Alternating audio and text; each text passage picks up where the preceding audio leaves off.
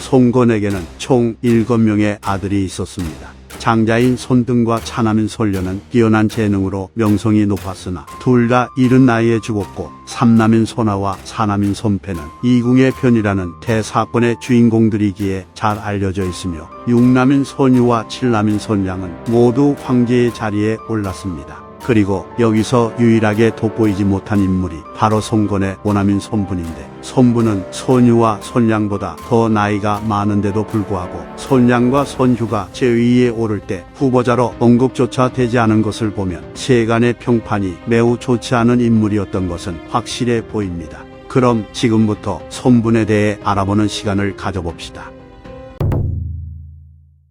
건흥 원년, 손분은 제왕에 임명된 뒤 무창에 거주했는데, 같은 해에 송건이 죽고 동생인 손량이 황제의 자리에 올랐으며 제갈각이 정권을 잡게 되면서 손분 입장에서는 불쾌한 상황이 벌어집니다. 당시 제갈각은 황제인 손량의 나이가 어렸기 때문에 혹시 모를 사태에 대비하기 위해 여러 왕들이 군대가 주둔하고 있는 지역에 머물지 못하도록 만들려 했고, 이로 인해 손분은 거주지를 예장군으로 옮기라는 명을 받게 됩니다. 하지만 손분은 화를 내며 명을 따르지 않았고 여러 차례 법도를 어기며 불만을 표합니다. 그래서 제갈각은 손분에게 서신을 보내 태왕께서는 마땅히 노왕의 일을 깊이 경계로 삼아 잘못된 행동을 고쳐야 하고 전전긍긍하며 조정의 공경을 다하셔야 하니, 이렇게 하면 곧바로 구할 수 없는 게 없을 것입니다 라고 말했는데, 손패는 송건의 명을 받아 자결하는 최후를 맞이했기 때문에 이는 사실상 명을 듣지 않으면 손패처럼 될 수 있다는 협박성 발언에 가까웠습니다. 그리하여 손분은 두려워하며 마침내 남창년으로 이주를 했는데, 그는 두려움 때문에 제갈각의 명을 듣게 된 것이 매우 분했는지 휘하 관리들이 감당할 수 없을 정도로 사냥을 심하게 다니며 행패를 부렸다고 하니 참 못난 모습입니다.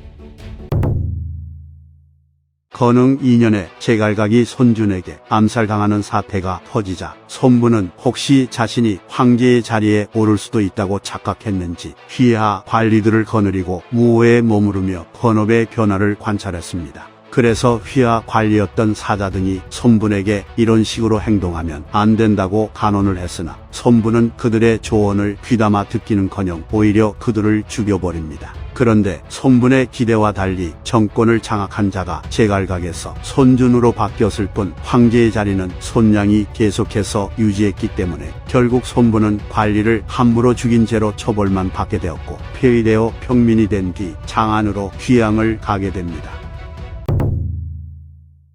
태평 3년, 손분은 황제이자 동생인 손량의 배려 덕분에 왕은 아니지만 제후인 장안후에 옹해집니다. 강표전에 따르면 손량은 조서에서 제왕 손분은 이전에 관리를 살해한 죄로 인해 처벌을 받아 폐위되어 평민이 되었으나 이제 사면령을 내리려 하니 홀로 용서를 받지 못해 설령 응당 다시 왕은 되지 못하더라도 어찌 제후조차 될 수가 없겠는가. 또 여러 손씨 형제들은 장수가 되어 강가에 늘어서 있는데 내가 어찌 형이 홀로 있게 두겠는가 라고 했습니다.